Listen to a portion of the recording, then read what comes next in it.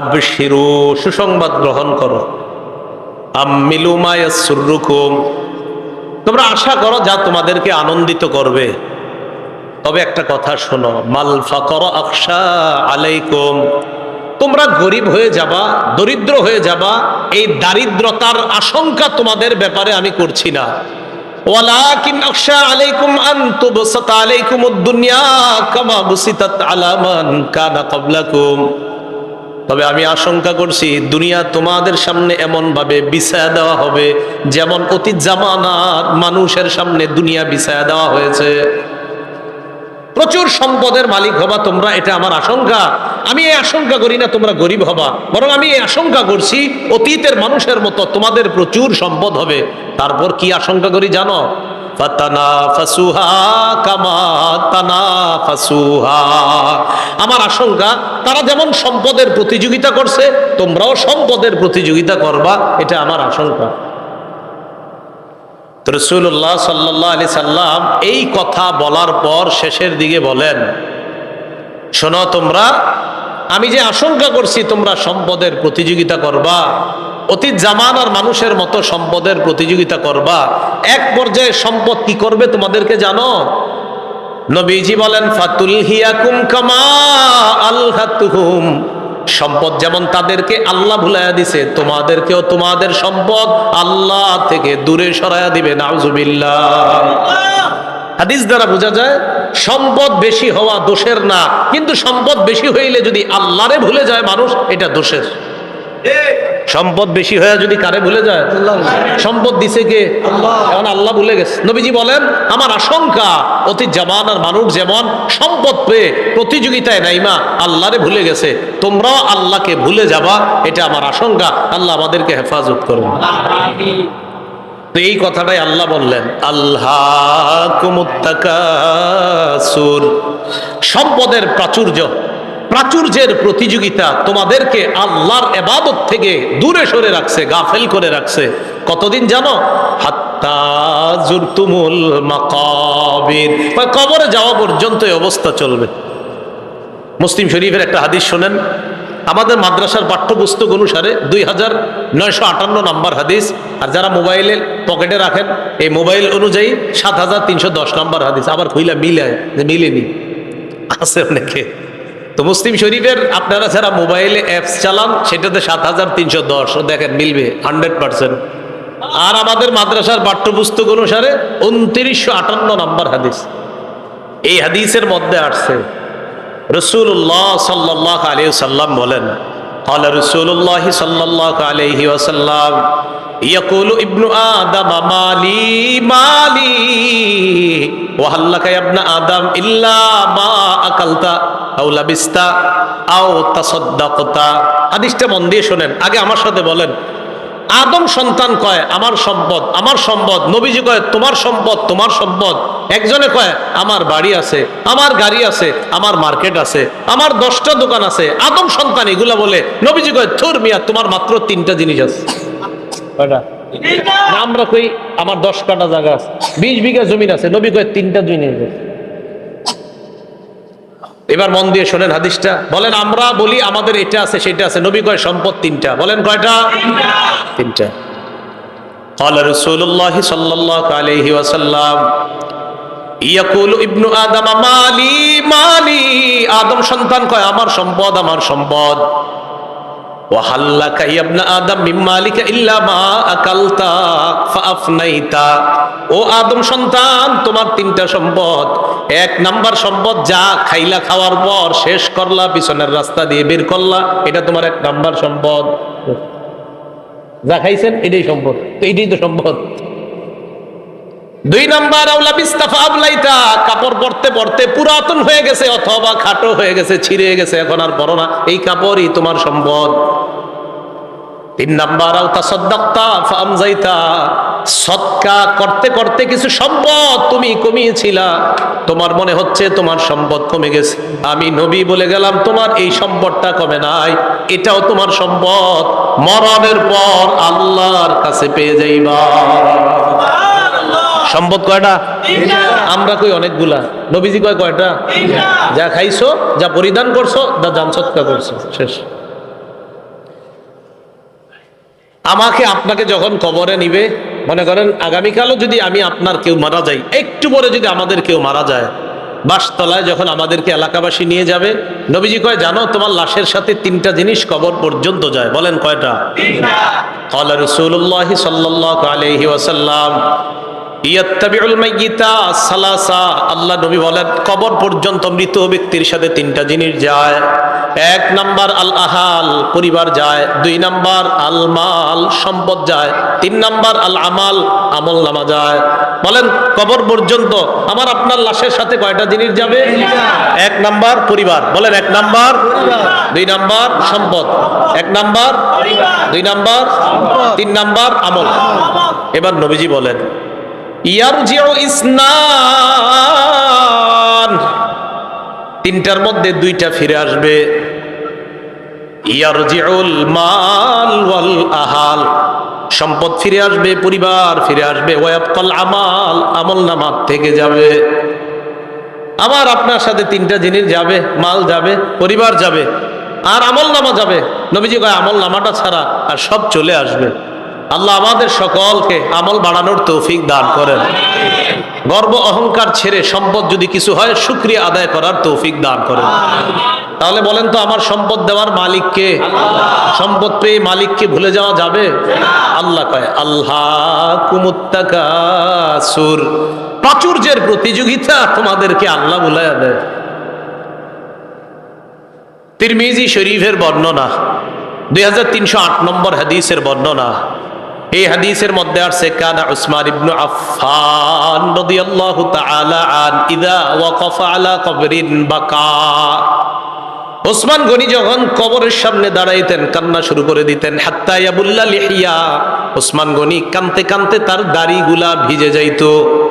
কিসের সামনে দাঁড়ায়? কবরের সামনে দাঁড়ায়। ফাকিলা লাহু, ওসমানকে বলা হলো তাজকুরুল জান্নাতা ওয়ান নার, আপনি জান্নাতের আলোচনা করেন, জাহান্নামের আলোচনা করেন। ওয়ালা তাবকি, তখন তো কান্দেন না। জান্নাত জাহান্নামের কত আলোচনা আপনি করেন, তখন আপনি কান্না করেন না। ওয়া তাবকি মিন হাযা, আপনি যখনই কবরের সামনে আসেন তখন কান্না করেন কেন? ওসমান গনি জবাব দেয় সামিআতু রাসূলুল্লাহ সাল্লাল্লাহু আলাইহি ওয়াসাল্লাম ইয়াকুল, আমি আল্লাহ নবীকে বলতে শুনলাম ইন্নাল কবর আউয়ালুল মানাজিলিল আখিরা, নবীজি বলেন ইন্নাল কবর, নিশ্চয়ই কবর, আউয়ালু মানাজিলিল আখিরা, কবর হলো আখিরাতের প্রথম ঘাঁটি। আমাকে আপনাকে বাসতলায় রেখে আসার পর আমার আপনার প্রথম ঘাঁটির নাম কবর। বলেন কি নাম? কবর। ফাইন্না জা মিনহু ফামা বাদাহু আইসার, নবীজি বলেন কেউ যদি কবর থেকে রেহাই পেয়ে যায় পরের ঘাটিগুলা একেবারে সহজ হয়ে যাবে। ওয়া ইল্লাম ইয়ানজু মিনহু ফামা বাদাহু আশাদ, কবর থেকে যদি কেউ মুক্তি না পায় পরের ঘাটিগুলা কঠিন হয়ে যাবে। বলেন নাউজুবিল্লাহ। এরপর হাদিসের শেষে বলে ক্বালা রাসূলুল্লাহ সাল্লাল্লাহু আলাইহি ওয়াসাল্লাম, নবীজি বলেন মা রাআইতু মানজারান কাত্তু ইল্লা ওয়াল কবরু আফজাউ মিন, নবীজি বলেন শোনো, কবরের চাইতে এত ভয়ঙ্কর কোন দৃশ্য আমার জানা নাই।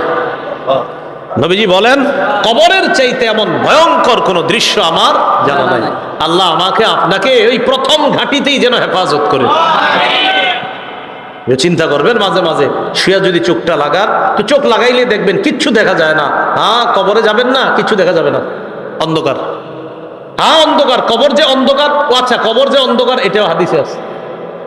কবর যে অন্ধকার এটা কোথায় আছে? হাদিসে। মুসলিম শরীফের 2104 নম্বর হাদিস, মাদ্রাসা পাঠ্যপুস্তক অনুসারে 956 নম্বর হাদিস।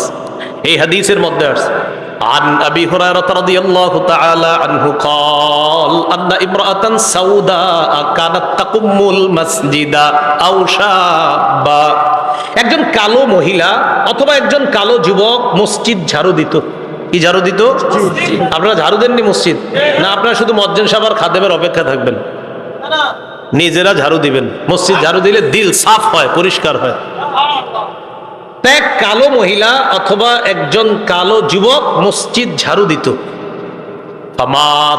হঠাৎ মারা গেছে। মারা যাওয়ার পর সাহাবীরা কবর দিয়ে ফেলছে, নবীরে জানানোর প্রয়োজন মনে করে নাই। বিষয়টা এমন আর কি, ও মারা গেছে, আরে এটা নবীজির আর বলার কি আছে, কবর দিয়ে এরকম।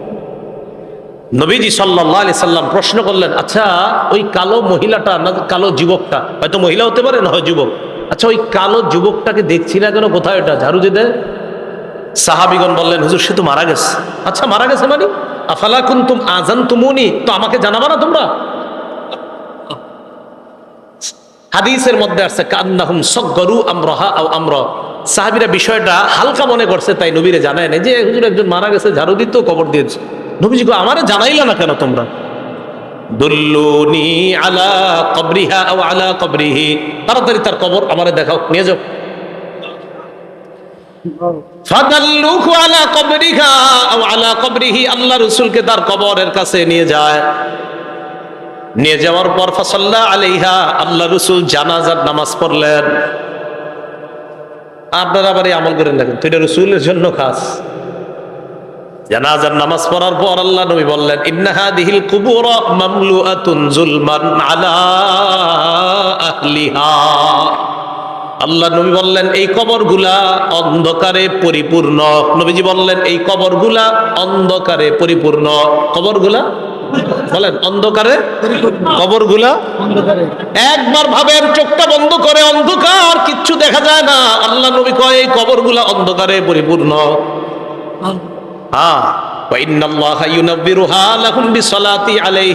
আমি আশা করি আমি আজকে নামাজ পড়ার কারণে আল্লাহ তাদের কবরগুলা আলোকিত করে দিবে। খাঁটি ইমানদার যদি হন, যদি ইমান নিয়ে যেতে পারেন, তো আপনার কবর আল্লাহ আলোকিত করে দিবেন। আলাদা মোমবাতি দিতে হবে না। পিসাবের কবর দেওয়ার সময় বাতি জাতি কত কিছু, পিসাব যদি ভালো হয় এমনি কবর আল্লাহ আলোকিত করে দিবেন, মাথায় রাখবেন। তাহলে কবর অন্ধকার একটা জগতের নাম, দুনিয়াতে থাকতে এটা আলোকিত করার ব্যবস্থা করতে হবে। আল্লাহরে বলা, আল্লাহ আমার কবরটা জান্নাতের বাগান বানায়া দিয়েন, আমার কবরটা আলোকিত করে দিয়েন। আল্লাহ বাবা মারা গেছে, বাবার কবরটা জান্নাতের বাগান বানান, বাবার কবরটাকে আপনি আলোকিত করে দেন, এইভাবে বলা।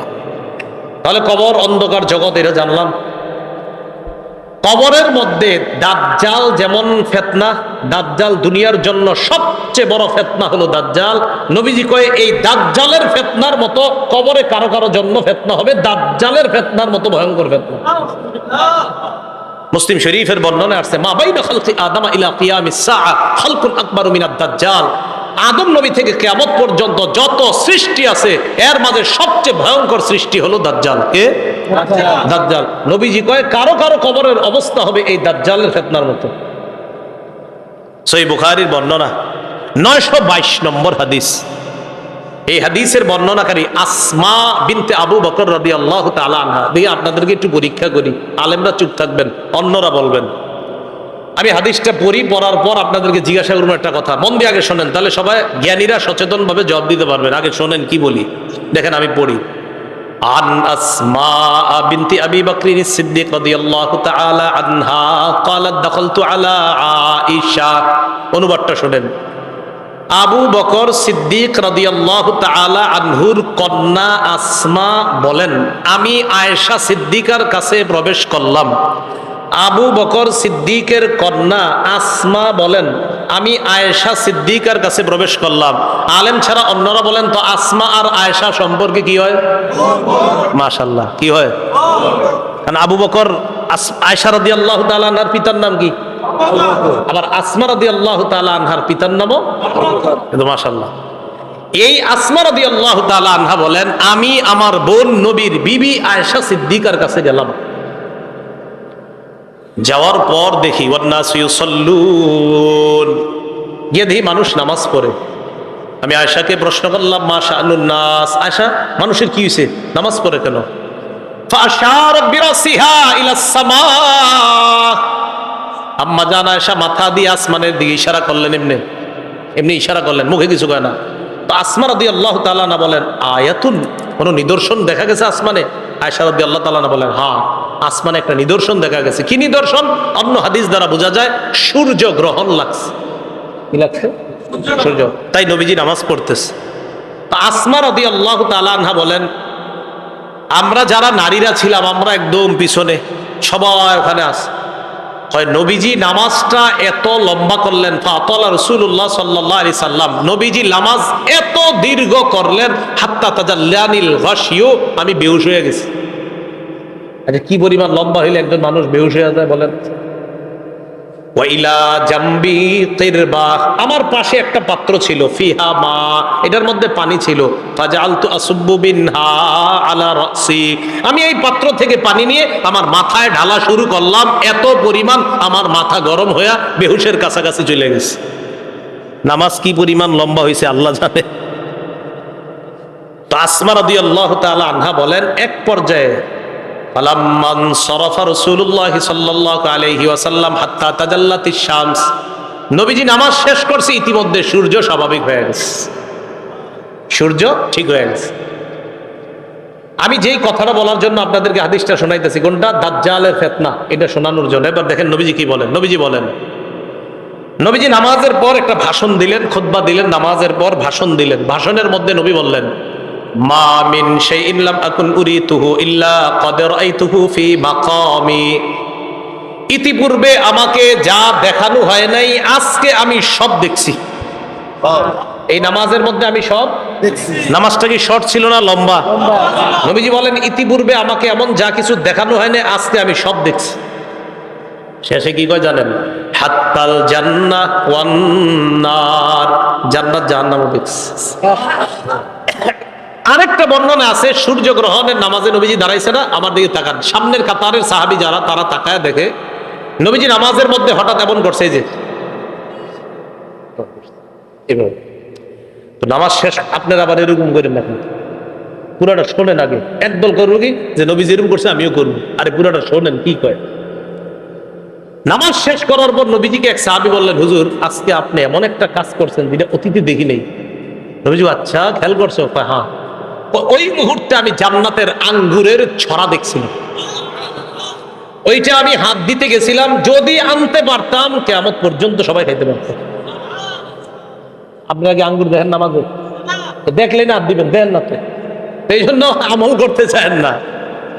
রাসূলুল্লাহ সাল্লাল্লাহু আলাইহি সাল্লাম বলেন, মা মিন শাইইন লাম আকুন উরিতুহু ইল্লা ক্বাদ রাআইতুহু ফি মাকামি, ইতিপূর্বে আমাকে যা দেখানো হয় নাই, আজকে আমি সব দেখলাম। হাত্তাল জান্নাহ ওয়ান নার, জান্নাত জাহান্নাম আমি দেখলাম। নবীজি বলেন, ইন্নাহু ক্বাদ উহিয়া ইলাইয়া আন্না, আল্লাহ রাসূল বলেন, আমার কাছে এই ওহী প্রেরণ করা হয়েছে, আন্নাকুম তুফতানুনা ফিল কুবুর মিসলা আও করিবা মিন ফিতনাতি দাজ্জাল।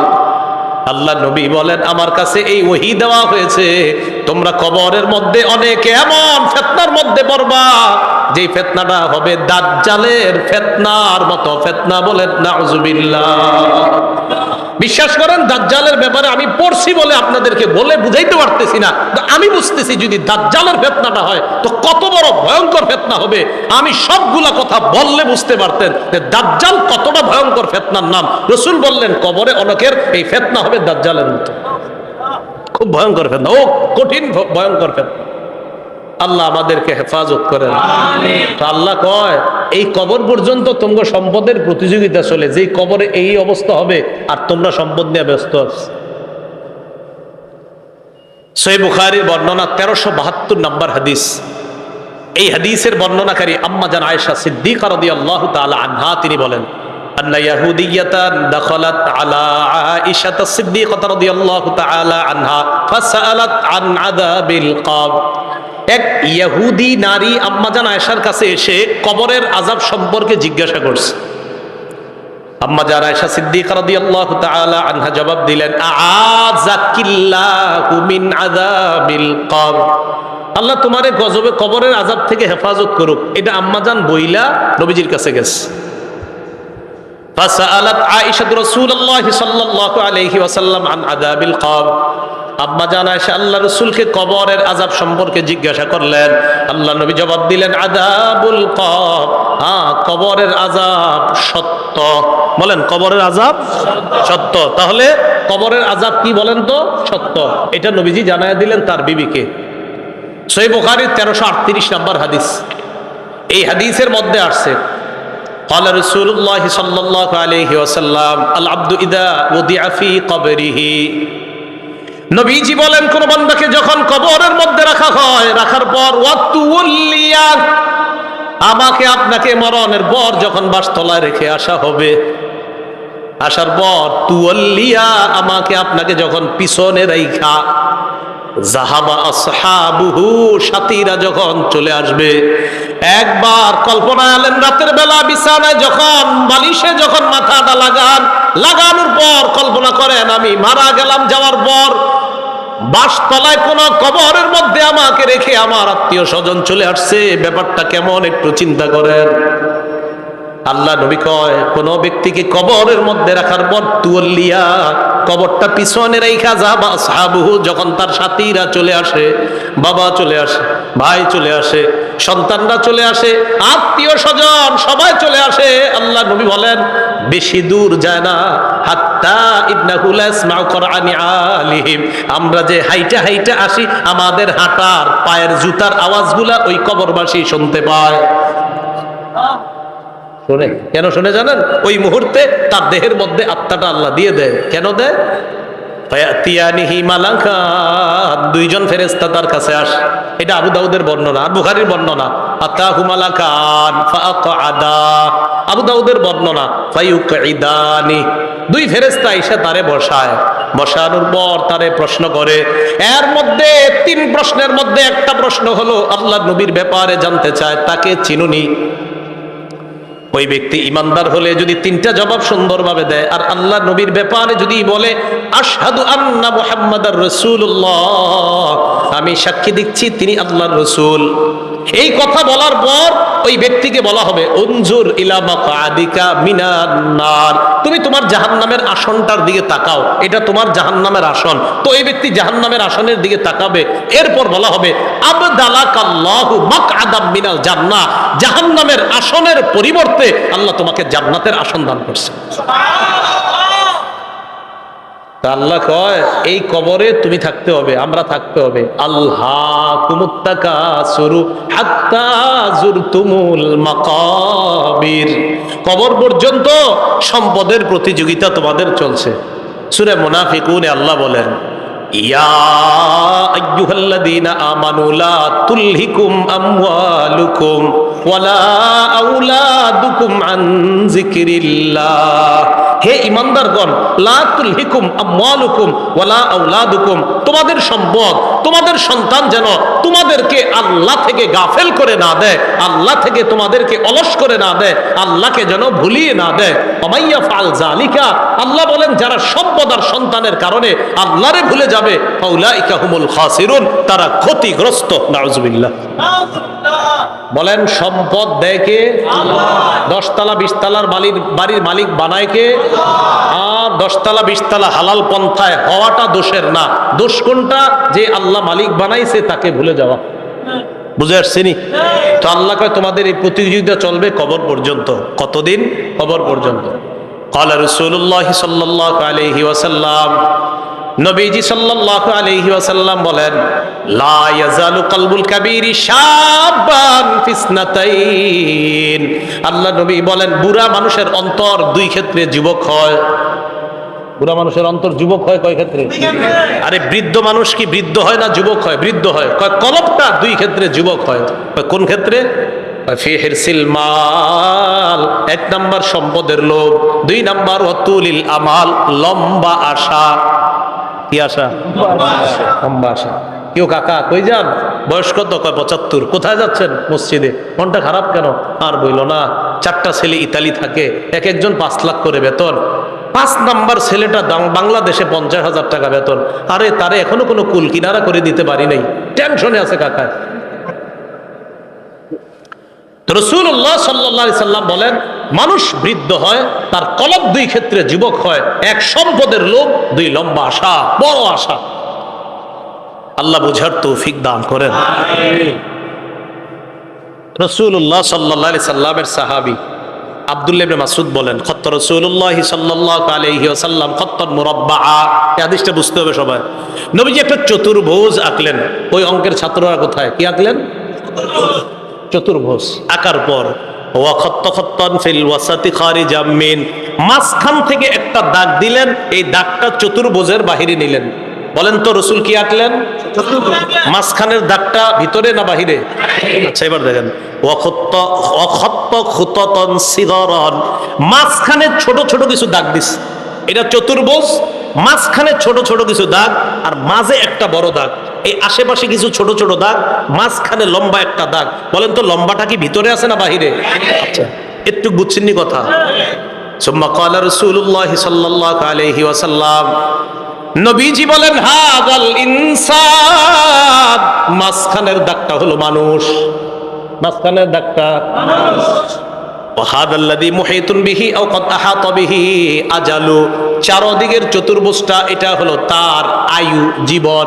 এবার বলেন চারপাশে এই যে চতুর্ভুজটা, মাঝের দাগটা বলেন, মাঝের দাগ চতুর্ভুজ, চতুর্ভুজ আয়ু মানে জীবন, এই জীবন এটা তার জীবন, মাঝে মানুষ। দাগ কি শেষ না মাঝে ছোট ছোট কিছু আছে? মাঝের ছোট ছোট দাগগুলা হাদিহিল আরাজ, এগুলা তার পেরেশানি, বিপদ, বালা মুসিবত, রোগ বিমারি, একটা আসে ভালো হয় আর একটা আসে, এরকম চলেনি জীবনে? একটার পর একটা আসতে থাকে, এই আসতে আসতে এক পর্যায়ে আবার জিজ্ঞাসা করছি, চারদিকের দাগ মাঝের দাগ, ছোট্ট ছোট্ট দাগগুলা বালা মুসিবত, বিপদ আপদ, ব্যস্ততা। মাঝখানের দাগটা কি চতুর্ভুজের ভিতরে না বাহিরে? নবীজি বলেন মানুষ মারা যায়, বাহিরে যেই দাগটা এটা হলো তার আশা, মানুষ মারা যায় আশাগুলা থেকে যায়। আশা কি জীবনের ভিতরে না বাইরে? এই যে মানুষ, ওর আশা হলো এত বড়, ও হলো একটু, এবার বাহিরে যেটা এটা হলো ওর আশা।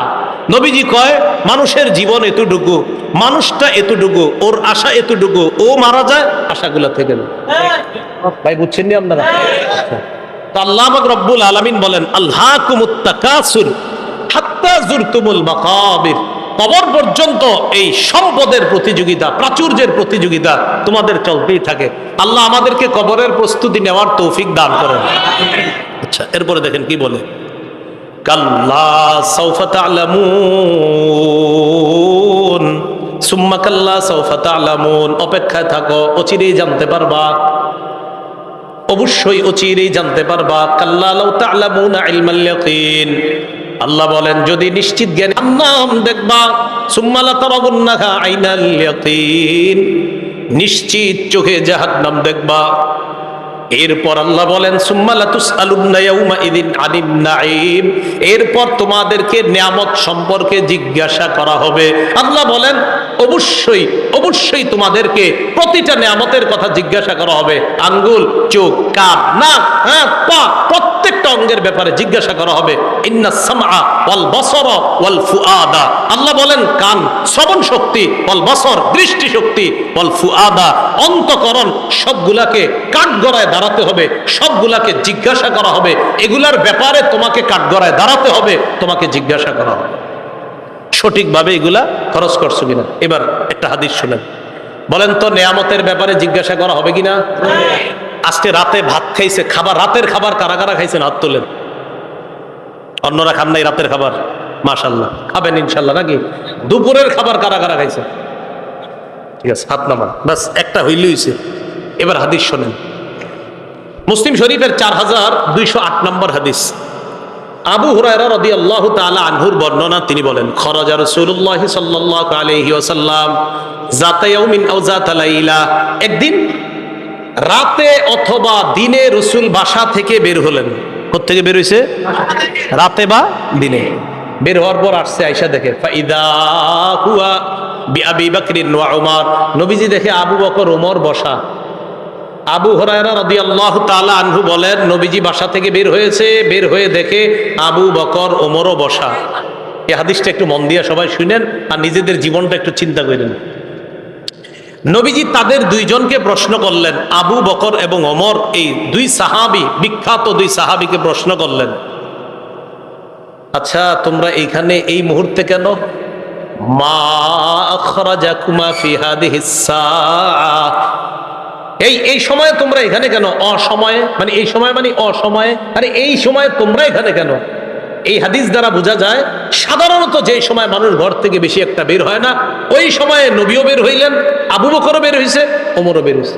এই সময় নবী বের না হইলে জিজ্ঞাসা করে কেন? তো আবু বকর উমর জবাব দিলেন, আহারে কি জবাব দেয় দেখেন, ক্বালাল জুউ ইয়া রাসূলুল্লাহ, হুজুর খিদা লাগছে, ক্ষুধার কারণে বের হইছি। সম্পদ সব ছেড়েছে মক্কায়, নবীর সাথে চলে আইছে মদিনায়। নবীজি যে জবাবটা দিলেন, আল্লাহ নবী বললেন, আল্লাযী নাফসি বিয়াদিহি আখরাজানিল্লাযী আখরাজাকুমা।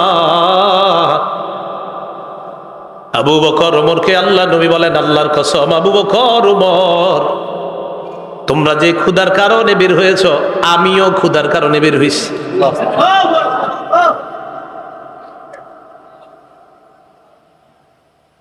আমি যখন এটা পড়ছি, বিশ্বাস করেন কি দেখেন, দুই সাহাবীর আগে বলছে কেন বেরোছো? হুজুর ক্ষুধা। নবীজি কয় আমিও তো ক্ষুধায় বেরোছি। কমু চলো আমার সাথে চলো। কামু মাআ, দুই সাহাবী আল্লাহ নবীর সাথে চললেন। ফাতা রাজুলাম মিনাল আনসার, এক আনসারী সাহাবীর বাড়িতে গেলেন। ফাইদা হুয়া লাইসা ফি বাইতিহি, সাহাবী বাড়িতে নাই।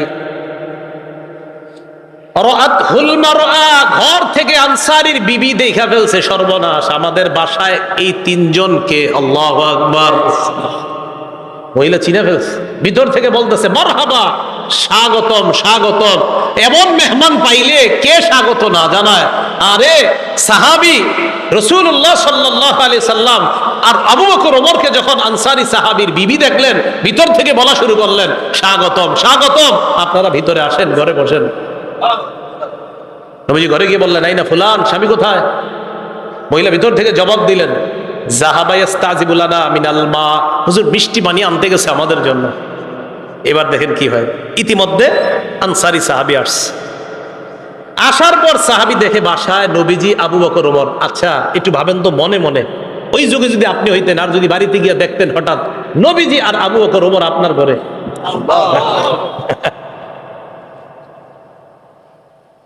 সাহাবী দেখে কি কয়, মা আহাদুল ইয়াউমা আকরামা আদিয়াফা মিন্নি। সাহাবী কয় আজকে আমার চাইতে শ্রেষ্ঠ মেহমান, আজকে আমি যে শ্রেষ্ঠ মেহমানদেরকে পাইছি, আমার চাইতে শ্রেষ্ঠ ভাগ্যবান আর শ্রেষ্ঠ মেজবান আর কেউ নাই। আমি এমন তিনজন মেহমান পাইছি। তাড়াতাড়ি বাগানে গেছে, খেজুর বাগানে। যা আবিল আজক, খেজুরের ছড়ি নিয়ে আসছে। ফিহি বুসরুন আর রতবুন ওয়া ইয়াবিস, শুকনা খেজুর আছে, ভিজা খেজুর আছে, কাঁচা খেজুর আছে। আইনা কয় যেটা মন চায় এটা খাও। আখজাল মুদিয়া, ছুরি নিছে, চাকু নিছে। নবীজি কই যাও? হুজুর পশু জবাই করতে হবে। কি জবাই করবে? মানে পেরেশান হয়ে গেছে, আমি এই তিন মেহমানদের কেমনে মেহমানদারি করবে? পশু জবাই করতে হবে। নবী কয় ইয়াকা ওয়াল হালুব, এই তুমি আবার মাথা গরম কইরা দুধ আলু কোনো পশুরে জবাই করো না। দুধ দেয় যে পশু, বর্তমানে দুধ দিতেছে এরকম পশু জবাই করো না। জি ঠিক আছে। ফাজাবা হালাহুম, স্বাভাবিক একটা বকরি জবাই করছে। নবীজিরে গোস্ত দিয়ে, খেজুর দিয়ে, মিষ্টি পানি দিয়ে মেহমানদারি করলেন। করার পর যেই কথাটা নবী বলছে, এটা বলার জন্য আপনাদেরকে লম্বা হাদিসটা শোনাইলাম। নবীজি আবু বকর ওমরকে বললেন, আবু বকর ওমর বাহিরে আসছিলা কিভাবে বলো তো? হুজুর ক্ষুধায় আম করে বাহিরে নিয়ে আসছে।